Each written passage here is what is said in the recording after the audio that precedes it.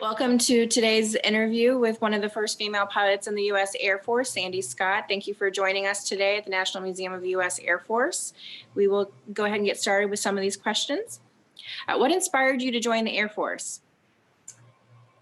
My father. He was in the National Guard, and he'd also served in World War II. I didn't know a whole lot about him being in World War II when I was a kid, but since he was in the Guard, he was gone every summer, and it was just all the things that he did, and how he worked with the other men that were in the military, and he just gave me that that respect and that honor for the people that were in the military. What did your family think about your choice to pursue the military, but also the aviation career field?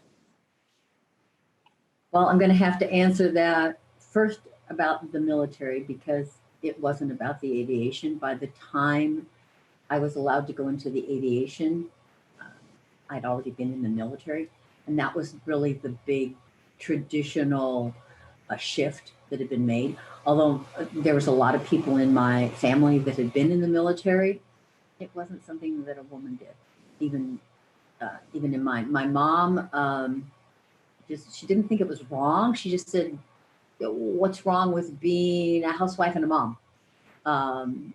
She did not like the way that the culture was going with women working and not raising their families, and families splitting up and divorces and things like that. So for her, it was like, is that what you really got to do?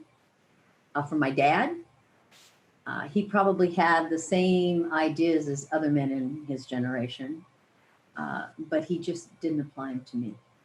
I was his oldest, and I could do anything. So he was very supportive.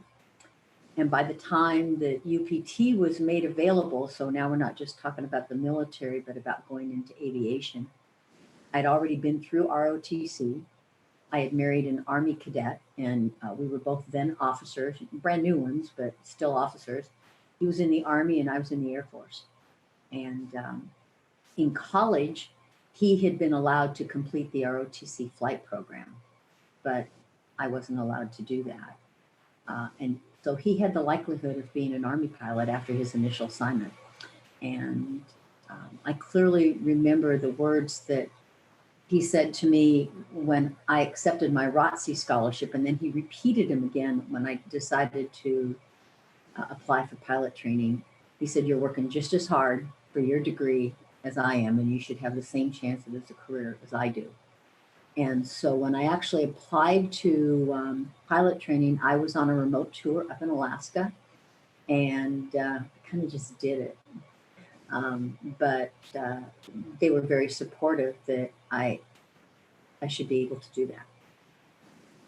How did you find out about the opportunity? From some of the pilots that I was actually working with. I was a weapons controller, which was a field that had just also opened up to women. That's why this thing about the first woman is just kind of like, that's not a significant aspect to me. It's just being able to be in that particular career field. And they had opened up the career field of women. I don't know when they did the missileers, but they had opened up the weapons controllers just when I had come in. And they figured that my husband and I could be stationed together, I guess, in two different branches if I did that. And so I was actually up in Alaska on a remote assignment. And I worked with the F4 pilots, and they came out because we were at King Salmon, and the only way to get out there was to fly. But the pilots switched out every week. And so we'd get different pilots out. And as I got to know them professionally, then they said, hey, they opened up pilot training. And I said, they did. And so they brought me in the information. They were extremely helpful. They came in and they said, you got to have an official photo. So they found out what they needed to do to take the official photo. One of the guys brought his camera.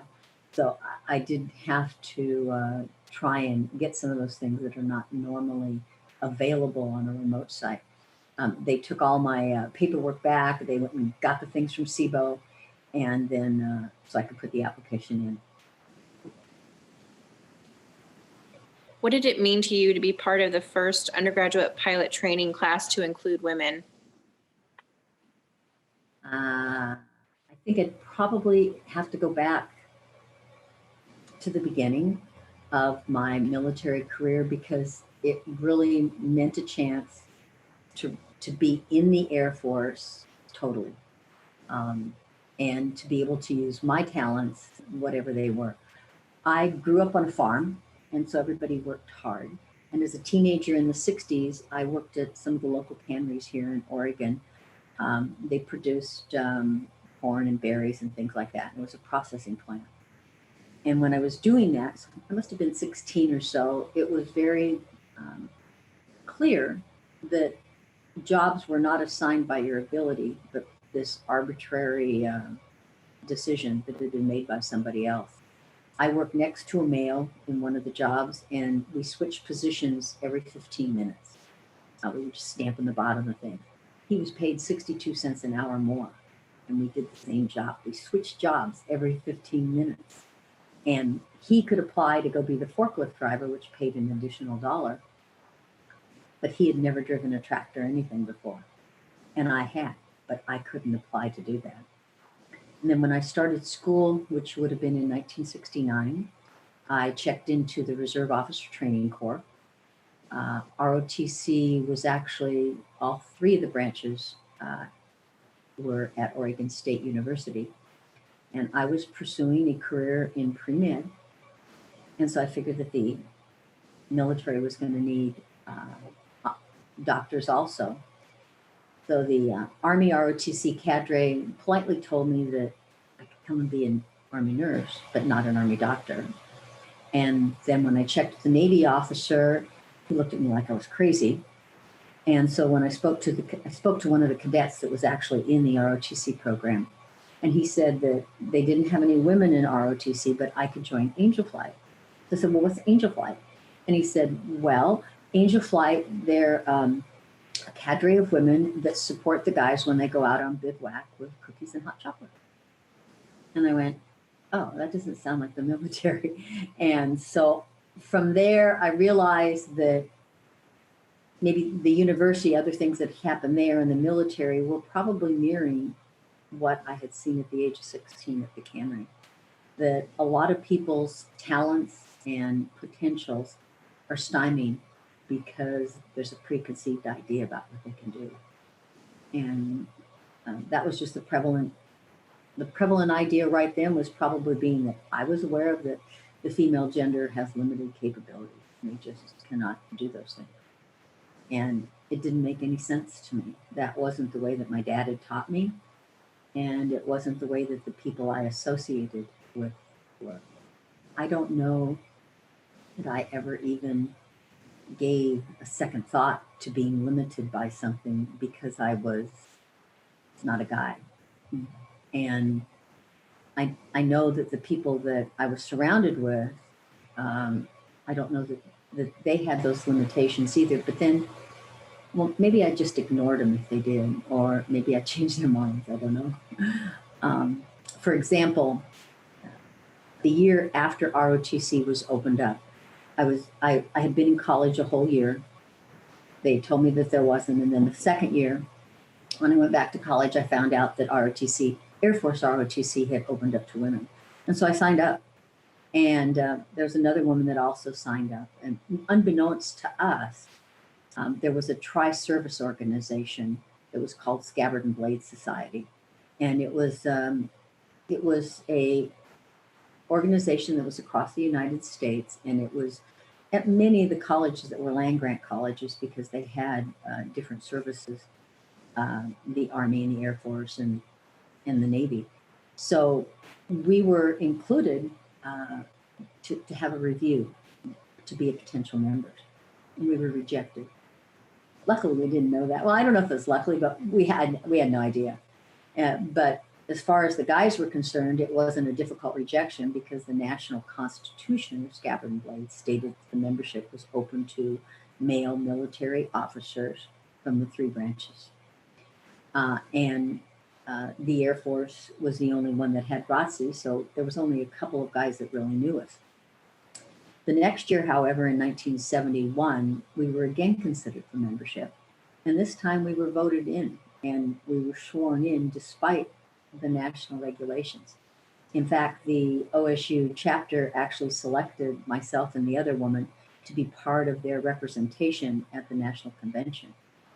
Now, the convention was mostly males, a lot of cadets, some military officers. And at one point we listened to a panel of military generals that were discussing the role of women in the military.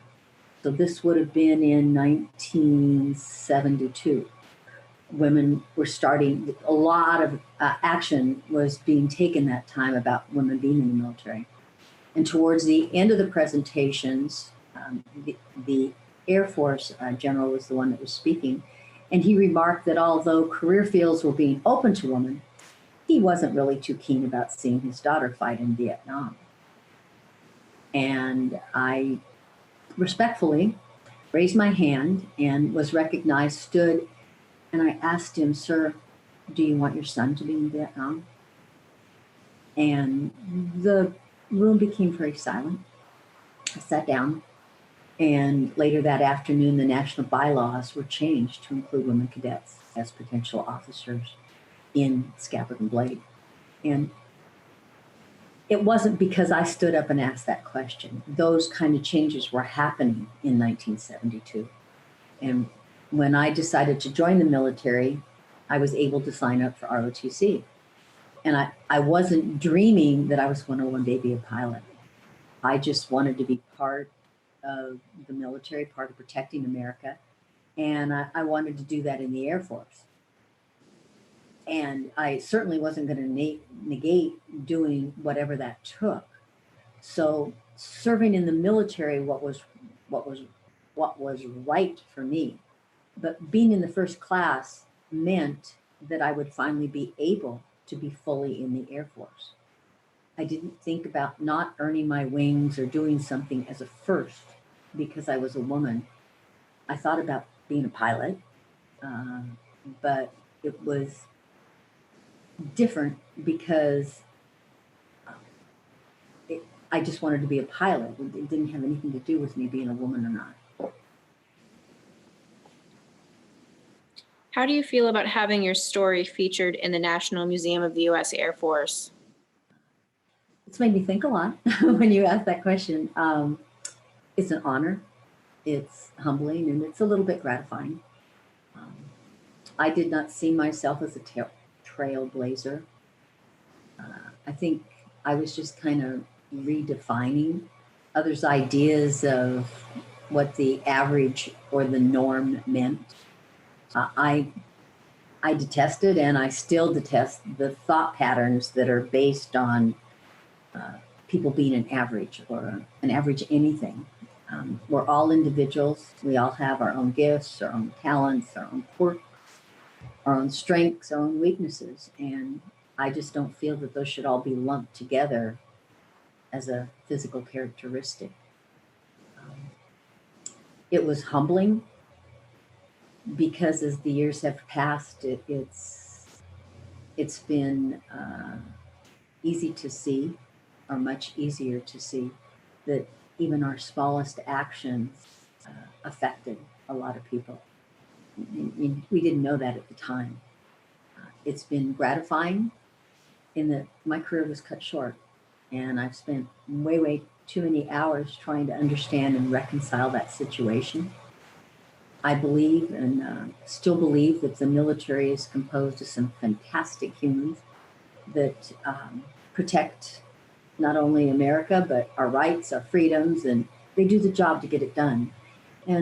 But they're still all human. And sometimes they get sidetracked or they don't have all the information. They don't see the whole picture.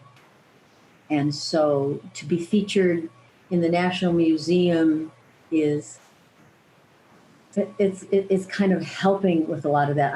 Right now, I mean, and the things that have gone on this last year, and to see how many women are really in the military now. My daughter's in the military, and so is my son-in-law. They're both Air Force officers, and they're continuing to show how when you set limitations based on a preconceived perception, it just doesn't work. You don't get done what's supposed to be done. When museum visitors see your exhibit, what do you hope they will learn from your experience? I hope that they will learn to be confident about their own abilities, particularly when they're seen as different. We're all different.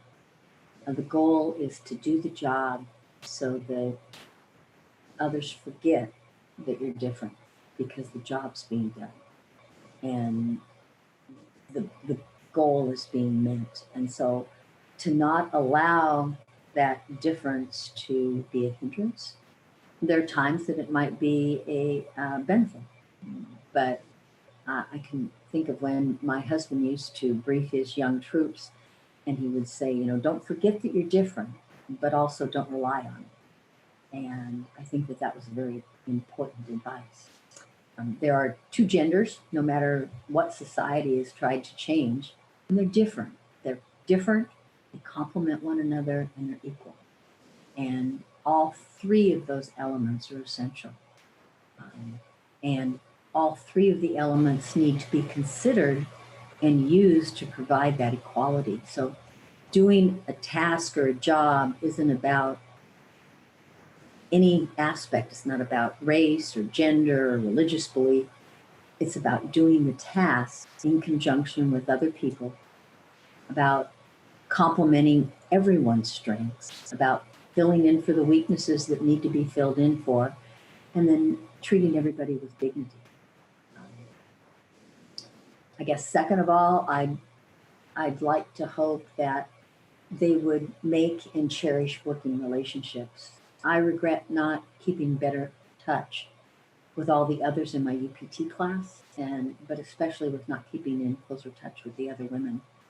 We were probably all too busy, and we had our own challenges. But I think if we had had that chance or had made that opportunity, it would have given us the knowledge that we were not going it alone, that camaraderie and mentorship is powerful, and it's something that we need to do. Third, probably just to rejoice when the competition achieves a goal that you haven't gotten yet, because if you persevere, your time will come. And finally, it's just about having the support of your family. In my case, I know that that was very important. And I think that it's no matter how you define that family, you know, as friends or however it is, it's crucial. And we need that support in order to survive and to keep that in the perspective. Yeah. Before undergraduate pilot training opened to women, had you thought about becoming a pilot?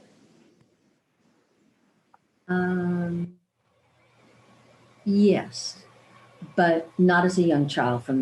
It was from the day that I signed up for ROTC, and I wasn't allowed to take the pilot portion of the AFLQT because I was a woman, and they said you can't take that part. It just didn't seem right. I went into the Air Force. Flying was the Air Force's mission. The can't word isn't one of my favorite words. In fact, I don't like it at all. And when someone says you can't, it increases my determination to be able to do that. My husband had his private pilot's license, which he had gotten through the ROTC program. And I couldn't get it. So when I came into the Air Force and we had the money, and I was at Bergstrom Air Force Base, I started taking my pilot training, my pilot lessons right away. I wanted to be fully in the Air Force, and the best way to do that was as a pilot. And I figured I could at least get my private pilot's license, which I was very glad I did. It was the early 80s. at that time, and it was a pilot's Air Force. Most commanders, even of the non-flying squadrons, had all been pilots. So when you came into the Air Force, and if you weren't a pilot, you knew that there were a lot of limitations. And I think, and at that time, pilots were only about 45% of the Air Force. Yet they had all the command slots and everything else. So my husband, who is not a pilot, an Air Force pilot, he was often asked what it was like having a wife that was a pilot. And some of the people would even say, she's got wings and she's got stuff on her uniform that you don't have. And because there weren't all the badges and other accoutrements that there are now.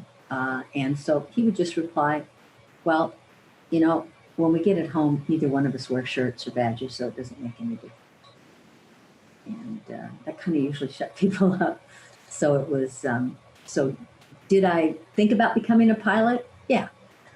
I didn't have a dream since I was a little kid, but it definitely seemed like a cool thing. And I was in the Air Force and that's what they did. So I definitely thought about it from that aspect, yes. You are an inspiration to many women who joined the Air Force and became pilots. What women inspired you to break barriers and be part of the first class of undergraduate pilot training to include women? My mom and my grandmothers. They had a quiet faith of just doing what had to be done. I never saw any of them complain. They just did the job. The family was the center of their lives.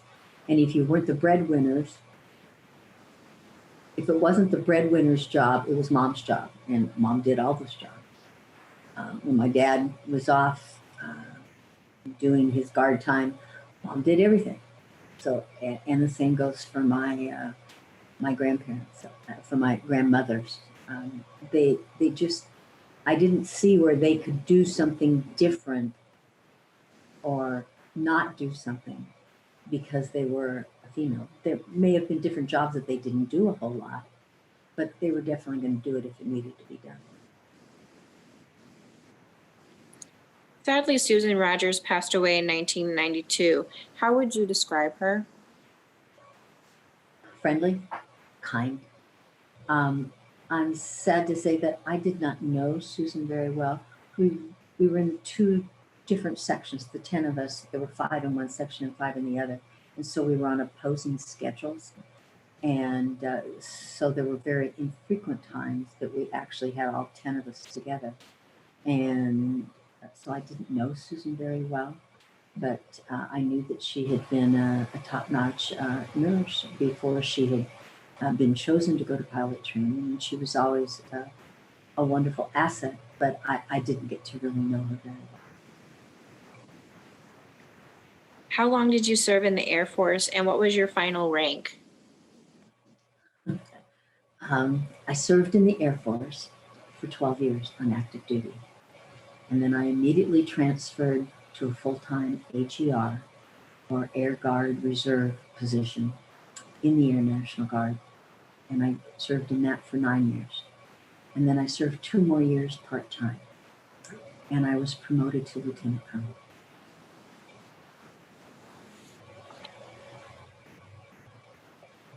What were some of your most memorable assignments or missions? Are there any significant events from your career you would like to share?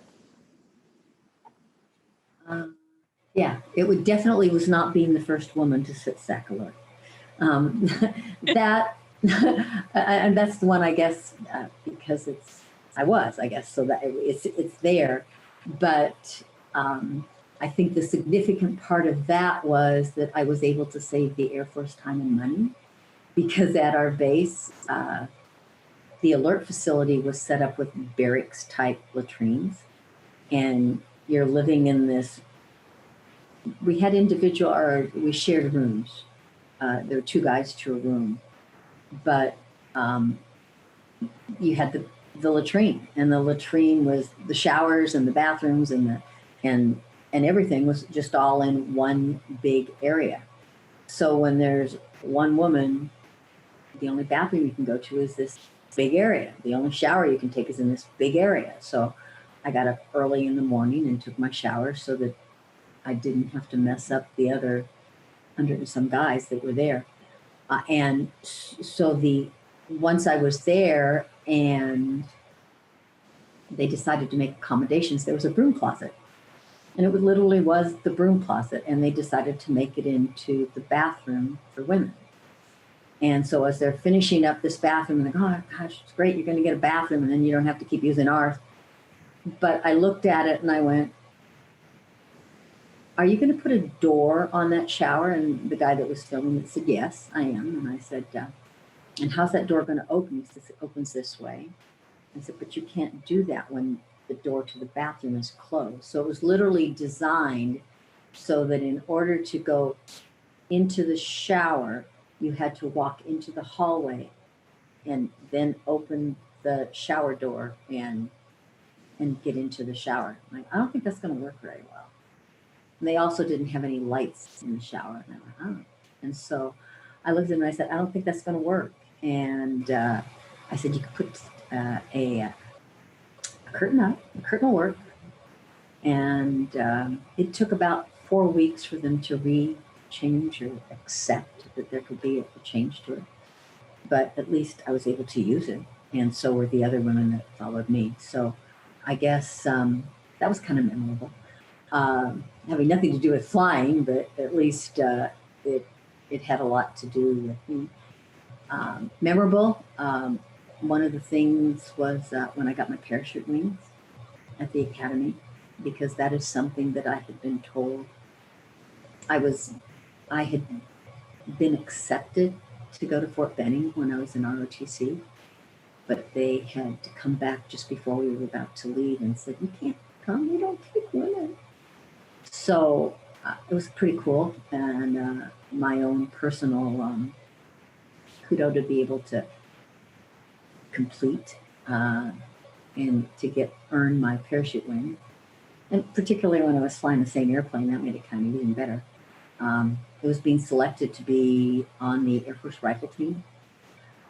It was being scrambled on alert. That did have to do with flying.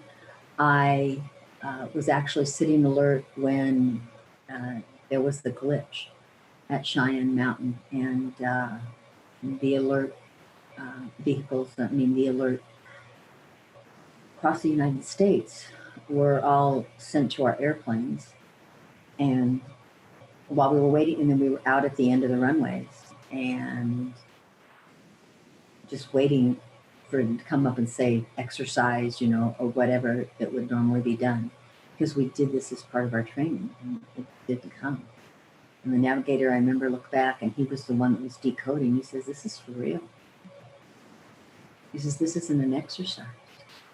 And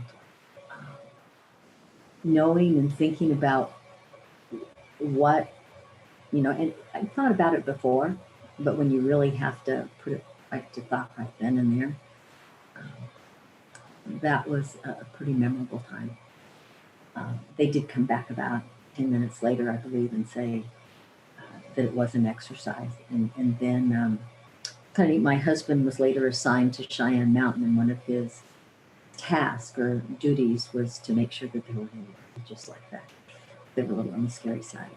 I think it's being able to just help people and to do a good job. I was once scrambled I was the aircraft commander on a fully loaded KC-135, and we would do rotations to Guam. And I was at Anderson Air Force Base at Guam, and I had my crew, and we were just relaxing. It was fairly early in the evening, and we were scrambled to come and support a C-5 that couldn't get their gear down. And so we scrambled, got to the airplane, started raining, and we took off. And as took off on Guam, the runway actually just goes out over the ocean because it's an island. And when we did that, we were so heavy that we just kind of sunk because we'd gotten out of ground effect, which you anticipate, but it still makes you feel weird. The C-5 ended up landing, and then we had to climb up to altitude and dump all of the fuel because otherwise we couldn't land again. And we had a lot of fuel that would have taken us a long, long ways, but we didn't need it. We needed to be a landing.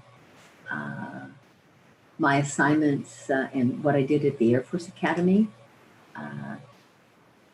those were memorable. My time at the Air Force Academy was, I think it gave me a wide perspective on a lot of things. I was assigned to fly the UV-18, and that was in support of the parachute team. Both that and the glider program were basically run by cadets. And as officers, we were there to mentor them and to let them get their first hands-on with flying or with parachuting, and it was pretty cool. Said about my wings, I think being assigned at the academy to work as an executive officer at the flying squadron gave me just tons of other insight that I wouldn't have got otherwise. I served on an investigation team. I got to work with the cadets.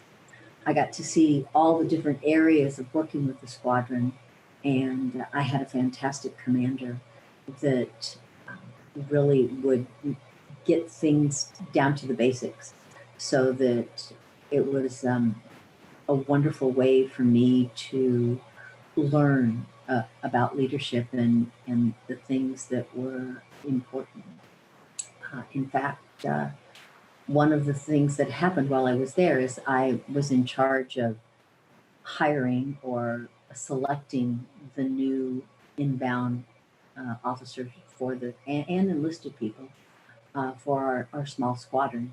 The squadron's job there was the airmanship squadron. And so we were in charge of the gliders and then in charge of the parachuting.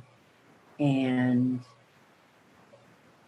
I had hired another female pilot, and she showed up, and I was her sponsor, and we were excited. I said, "I'm glad to have you here." And she looked a bit on the scared side, and she says, "I'm going to need to see the commander." And I looked back at her, and instinctively I just said, "Something's wrong."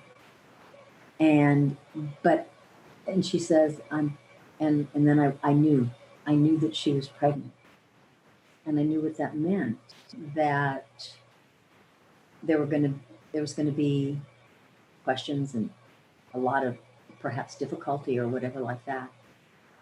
She met with the commander, and the next day he introduced her to the entire squadron, and he just had it down so perfect. He introduced her the next day, and he said, "I'd like y'all to meet our newest addition to the cadre, and she's got some pretty exciting news. She's going to have a baby in a couple of months, and it's no different than when another pilot had been out with a broken leg from a skiing accident for 9 months." And that was the end of the discussion.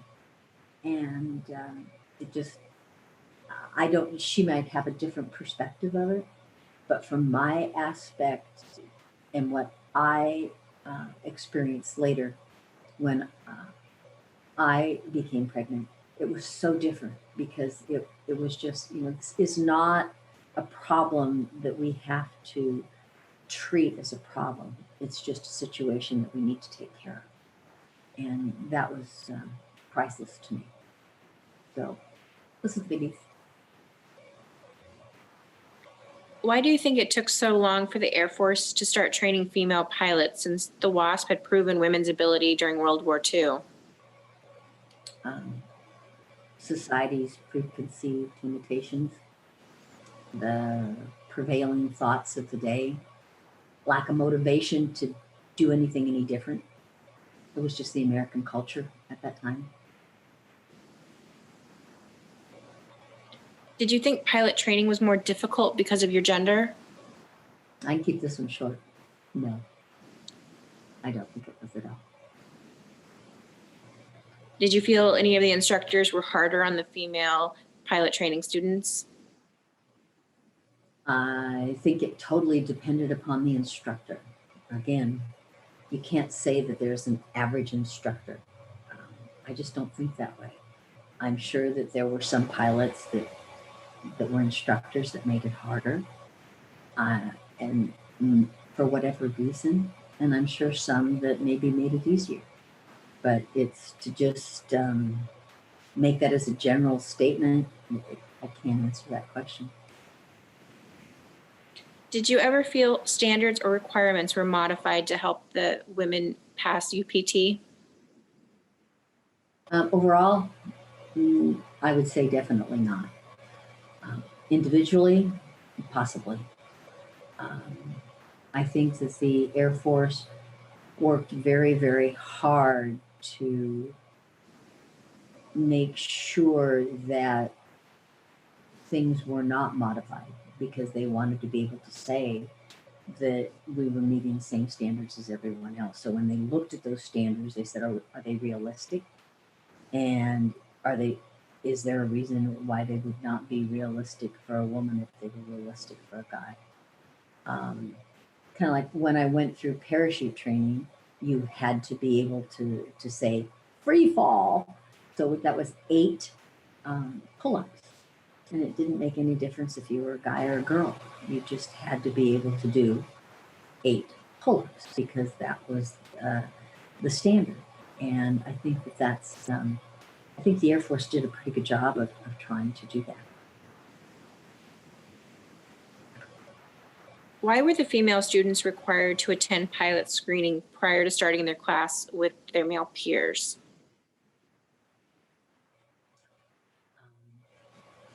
You'd have to ask people that were in charge at that time. I'd say probably because they were males and they just wanted to cover their backsides and not be questioned about something that they didn't have an answer to. And I think not all of us had our license. There were several of the women that had never flown before. I was very fortunate by this time because when I first got in the Air Force, I chose to go ahead and pay for my private pilot's license. I had, but there were several of the women that had not had any flying experience. And so they would have had to have gone through Hondo and this pre-screening program. They also used it while we were there, and they had all 10 of us. They used it to do some various different tests, eye-hand coordination tests. So I'm thinking that it was just, and it did give us a little bit of time to kind of bond. So all of those might have been reasons. Do you think the acceptance of female aviators during the 1970s was symbolic of changes in America? I wouldn't really say that there was an overall acceptance any more than there was an overall acceptance in America as a whole. At that time in the 70s, there were changes in ideology worldwide, but it was just the beginning of those changes. And as with most changes, people had to decide, what do I want to buy into? What do I want to accept? And what can I just kind of ignore or not have to deal with right now? If you take a small group and you're looking at them and you put them under a microscope, you're going to find that there are successes and failures. And it's easy to do that with a microscope. So you kind of have to stand back and get a bigger picture. And that's why I said I don't know if there was overall acceptance, but I don't know if you went back and even looked at statistics that you would get a good view, because many people hadn't probably thought about it. It wasn't in our thought patterns at that time. This was, this is now after World War II. It was after Rosie the Riveter, and many of the historical changes had been made because of the war and because of, excuse me, I got the hiccups. So it was taking a while. So I don't know that our acceptance as aviators was any different. It was very similar to the changes that were going on in America. Yeah. What aircraft did you fly during your career? Well, I started out with the T-41 and then the T-37 and the T-38. After pilot training, I went to the KC-135, the refueling airplane. And then at the academy, I got to fly the UB-18 and the sailplanes. And then when I was in the National Guard, I flew the C-21 and the C-22. If women had not been limited on the types of aircraft they could fly, would you have chosen a different airplane? I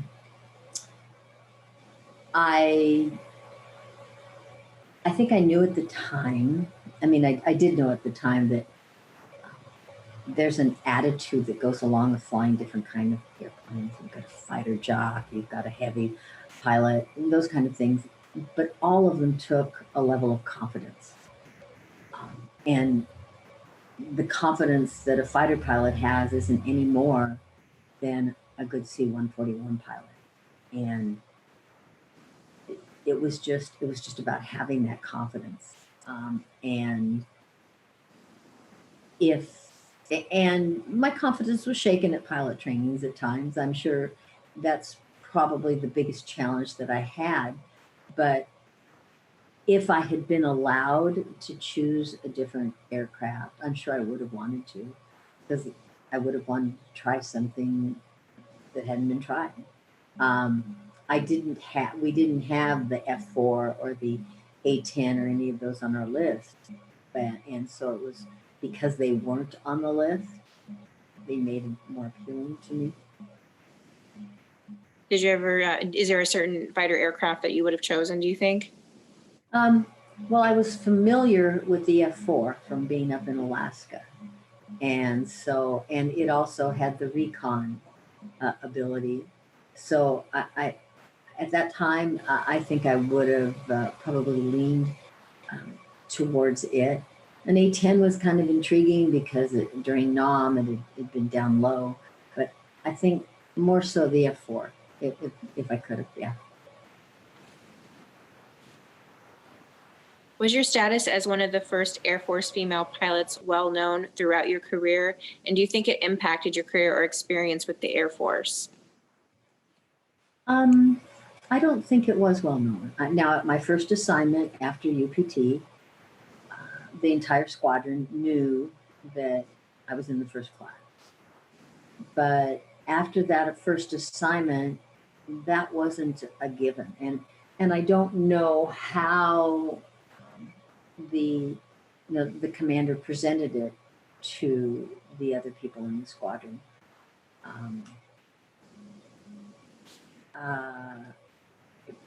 Being in the first class was not special at that time. And as time passed, it probably became less special. But there weren't that many women that were coming after me, so it became special because people would say, I've never seen a female pilot before. And, when you'd say, well, there's probably only 20 of us, by that time, and then as it grew slowly, there's a reason why you haven't seen, there just aren't that many of us around. I think that being in that first class was not, it just wasn't known. I mean, if somebody did know it, then it just kind of depended upon where they took it. Yeah. Did becoming one of the first Air Force female pilots open other opportunities in your career? Yes, definitely. Because I was a pilot, not because I was a woman. I had more opportunities than my husband did just because I was a pilot, not because I was female. There were other barriers that were found, but I don't think that those two necessarily went together. It, again, at that time, being a pilot was a necessity in the Air Force to be a commander and a lot of other things, whether it was written or not. How do you think your success impacted other women? I think it gave them hope, and I think that they were able to see that persistence does give results. I think that the people that needed to have it proved to them that women could be good career pilots got that proof that they needed. I don't know that that proof was needed by everybody, but there was a significant number of people that felt that they needed to have some sort of proof. The career fields of today, there's no difference between if you're a man or a woman to be able to be put in that career field. And that would not have been done unless there were people that had been the first so that the attitudes could change. And with those attitudes changing, then the possibilities and the opportunities have become open. And so people can do just about anything now and get the job done. And it's not based upon a limitation that was there previously. Since you were involved in breaking the barrier for female Air Force pilots, did you break any other barriers during your career? I'd like to think so. I'd like to think that I broke the barrier that you could be feminine and a feminine military member and be a good pilot. I'd like to think that I at least showed some people that you didn't have to be a guy, you didn't have to have a foul mouth, you didn't have to do certain things that were considered guy things in order to be a pilot. I don't know, I broke my own barriers that I had put up. I am probably, there's those that I have no idea of that just happened because it was the time and people were moving towards changing and more equality and putting certain aspects into motion. You were also the first woman to sit alert on Strategic Air Command. Can you talk about that? Yeah, I guess I talked about it a little bit with the bathrooms, but it was, I was honored to be able to fly the KC-135. Not that the other airplanes would not have been a joy to fly too, but to fly the KC-135, we didn't get a whole lot of hours. We and particularly as brand new co-pilots, our flying was limited because we sat alert about every 3 weeks. And when you were sitting alert, you were basically in the alert facility, or you were allowed to go at certain places on the base, not everywhere. You had to be with another crew member, or you had to be in a certified vehicle that had the red siren on the top, and you wore your red badge that said Strategic Air Command Alert. And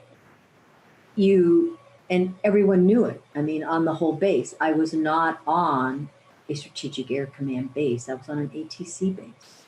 I was at Mather. And so there was a lot of pilots at Mather. That was the navigator training. But we were separate from that.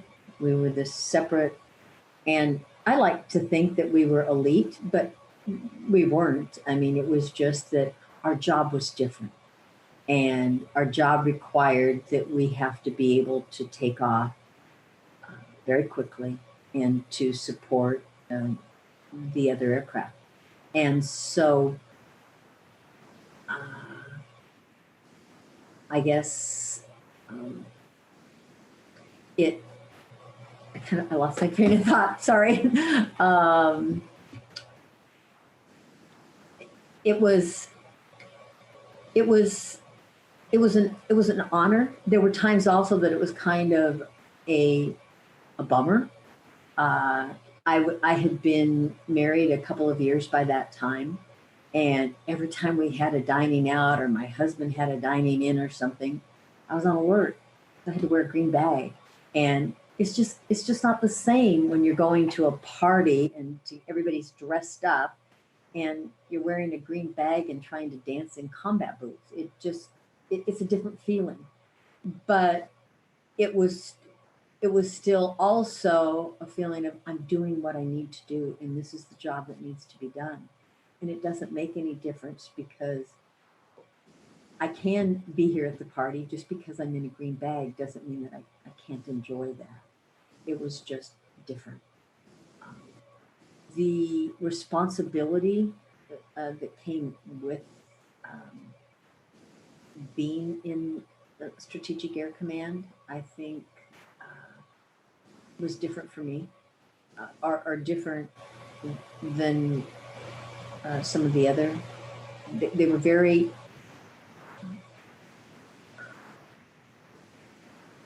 you went, I guess it was a crew concept, and you were able to really work with your crew, and you learn to work as a team, and that was essential.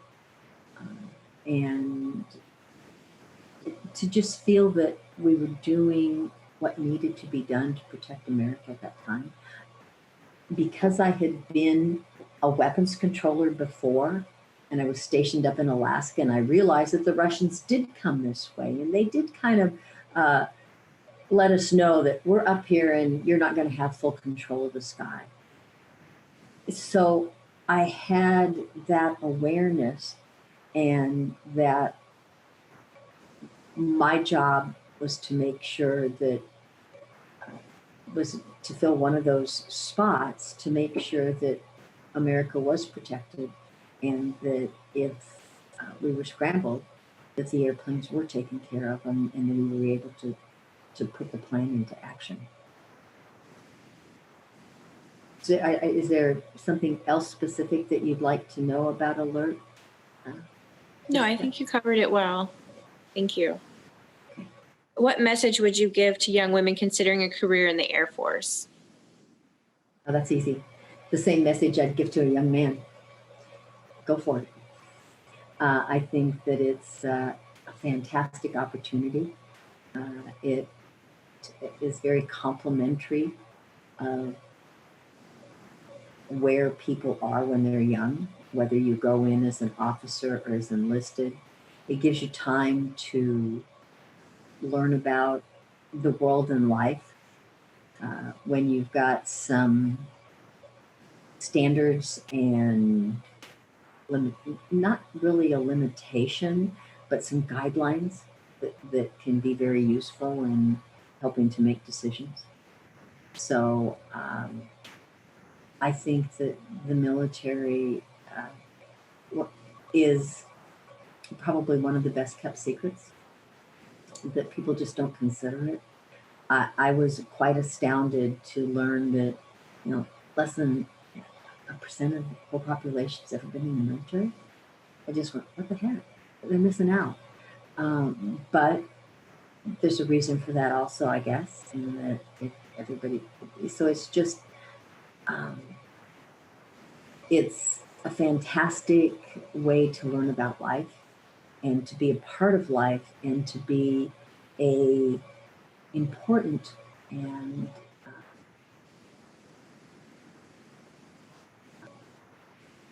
I guess to be able to do a lot of things as a young person that you'd never be able to do otherwise. I mean, when you're an aircraft commander, and a lot of the, you can be that at the age of 25. You could be an aircraft commander and you could be in charge of this, piece of machinery that you wouldn't get to do, anywhere else. So to me, it's just a fantastic career. We've gone through all of the questions, but are there any other thoughts, ideas, or stories you'd like to share? Any other story? I forget which one I sold. Let's see here. Which ones have I told them? I can't think. You had some quotes from the other women, and I can maybe make a comment towards those. Would that be okay? Sure. I noticed that someone had said that we were considered a test program, and because people did not want us to be to succeed, and I guess I wasn't focused in or really. I knew that we were a test program, but I didn't think about it. People were going to think what they wanted to think, whether we were a test program or a program that had been accepted. And so to me, it was just a chance to be fully part of the Air Force. And I said it. I mean, I acknowledged that, oh yeah, I'm part of a test program, but I never really put two and two together to what that test program meant. I just figured we were all going to graduate and life was going to go on. I didn't think about us being a threat or that they would cancel the program or anything like that. It was that part I just didn't resonate with. I'm sure that there were people that did want us or figured that we would probably fail. But I hadn't thought about that beforehand or even think about it now because it's not worth thinking about. It just puts stuff in my headspace and I don't have enough space in there anywhere. Anyway, I did totally agree though that I was very surprised to be seen as a pioneer. I was shocked when shortly after I had after I'd graduated and earned my wings, and I met another Air Force officer, and she was about my rank, and she says, wow, you went into the first class. And I went, yeah. And she says, I had my application, but I just couldn't fill it out. She says, I just didn't want to be in the first class. I figured that it was going to be too much, too many people looking at you, and I just didn't want to be under a microscope that much. And I thought about it, and I go, oh, yeah, we were definitely under a microscope, and there were definitely a lot of people looking at us, but the idea of getting to be a pilot far outweighed any of my inhibition in anything that would have inhibited me from doing that. So I think that so when people say that we were pioneers, it's very surprising to me. I'm still very surprised to this day. And as this entire program is being put together, and my daughter's presently serving in Washington, D.C. at the Pentagon. And she walks up the steps, and it just happens to be outside the quarter that she's in is one of the murals of the 10 of us. And so the first time that she walked in there, and she had the guy that was sponsoring her, and he says, now we go down this corridor, and as she was going up the elevator, she could see, and she goes, that's my mom. And the guy goes, what? She goes, that's my mom. And he goes, what do you mean it's your mom? He says, well, it's my mom. She's in that class, I can tell. And so they stopped and looked at the picture. So now I've been told that whenever anybody comes into I'll just say Teresa's mom. And that's kind of humbling, but it's also like, wow, okay. I think the other The other thing is maybe the fact that my husband and I had a unique situation in that we got to see both sides of the Air Force. I said back in the 70s, there was two Air Forces. There was if you were a pilot and if you were non-rated. And we got to see that because he was non-rated. And we got to talk about different things that people didn't get to discuss. And it made us both better officers because I wasn't only in the pilot realm, I also understood some of these things about communication. Not that I had a great understanding, but I could at least easily get information about it. And that made us both better officers. And I think that that's what the whole thing was about. It's important to be a pilot. I'm very proud to be a pilot. And I can't think of a pilot, any pilot, that would ever not want to go and fly.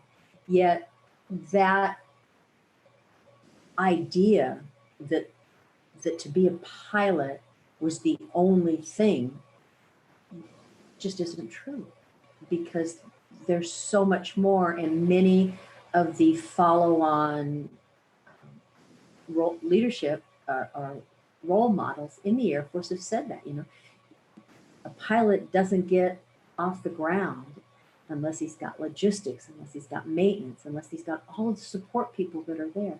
And they're all important to complete the mission. And so it's nice. It's great. It's great to be a pilot. I am very grateful that I got to do that, but I'm also very grateful that I got to see the other side. And I know that sometimes that was not considered a benefit. I had applied to be an air attaché, and because there weren't any other women pilots that were applying to be air attachés, they said, "Oh man, we need you. You're really great. This is super." And they said, "We want you. Come back when you're divorced." And I went, "Wait a minute, what?" I said, "You're going to get two for the price of one." And they said, "No, we don't look at it that way. It means that we've got to take care of his assignments and all that he's doing, and we don't have any control over that." So it's how those perceptions are taken, and we all have our perceptions that we have about things in life, and we have to be very careful when we are putting together a program or taking care of other people, that we don't let some of our preconceived ideas lead us astray.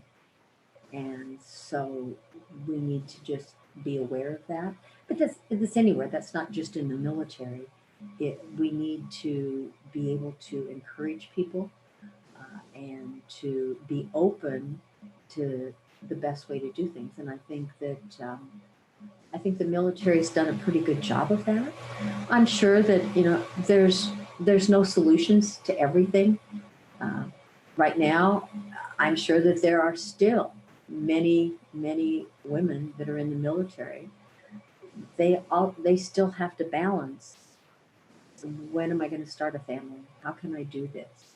Because I'm going to be limited in this. And there's just some facts of life. And that's why I am just so very grateful when my commander was able to just put that down to, it's just like when you break a leg and you're done it for a while. It's not a big thing. But we tend to make it a big thing. And when it's made a big thing, then it has to be reacted to. And it kind of gets everything all out of skew. It would be really nice if we could get past that. But I'm sure that there are always going to be some people that are just not going to see it that way. Well, I'm not going to be able to use this person in the job that she's supposed to be here for because now she's pregnant. Well, there's a lot of other things, and you just learn to deal with that. And the Air Force has been trying to deal with it, and so all the military services have, since the 70s, when more women were coming in, and they've changed the rules and they think about it. And I think that it keeps us all on our toes to be able to do that and to be respectful of a person, no matter where they come from or where they got to. Is just respect is very, very important. And I think I've talked enough.